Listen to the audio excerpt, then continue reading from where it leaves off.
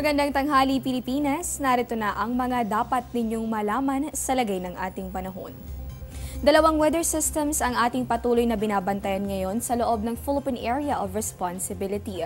Kabilang sa mga ito yung low pressure area na huling namataan ayon sa Pag-asa. Yan po ay sa layong 610 kilometers east-northeast ng Bascos sa may Batanes. Maliit pa rin naman yung chance na ma-develop ito sa pagiging ganap na bagyo, pero nakikita ang posible pa rin itong palakasin yung hanging habagat sa mga susunod na oras. At sa ngayon nga yung ating nabanggit na isa pang weather system, yung southwest monsoon, ito po'y dominante, partikular na dito sa may Luzon, umaabot yan hanggang dito sa may western Visayas. Sa mga susunod na oras, inaasahan nating iiral yung monsoon rains o mga tuloy-tuloy na pag-ulan na dulot niyan dito po yan sa atin sa may Kamaynilaan.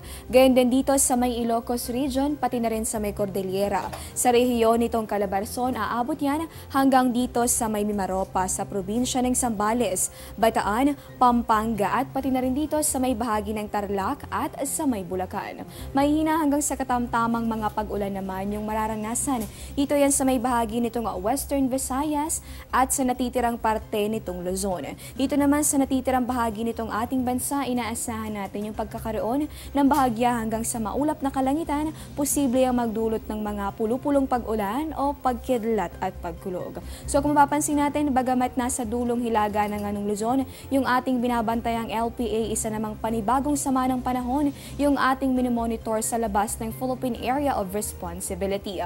Ayon po kay Pag-asa weather forecaster Benison Estareja, kaninang alas 8 ng umaga huli itong namataan, yan ay sa layong 3,660 kilometers silangan ng Luzon.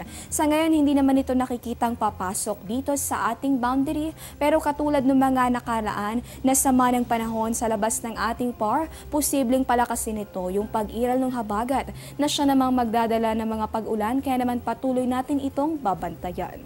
Diyan lamang po kayo, magbabalik pa ang Panahon TV matapos sa isang paalala.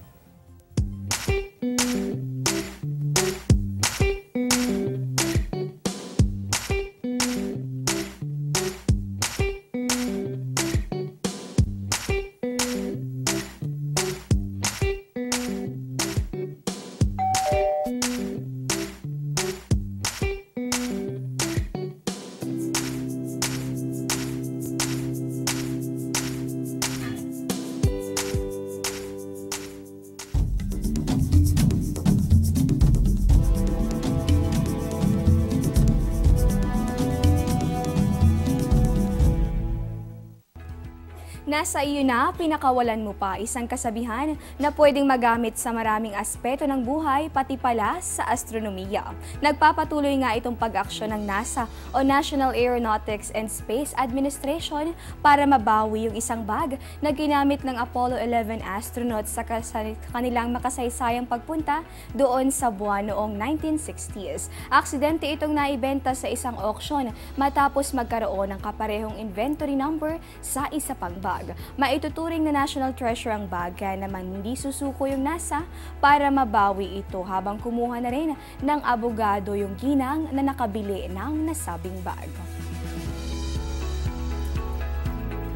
At yan po muna ang latest mula rito sa Pag-asa DOST. Ito po ang Panahon TV kung saan walang pinipiling panahon ang pagbibigay impormasyon. Ako po si Desiree Jonyo. Magandang tanghali po sa inyong lahat.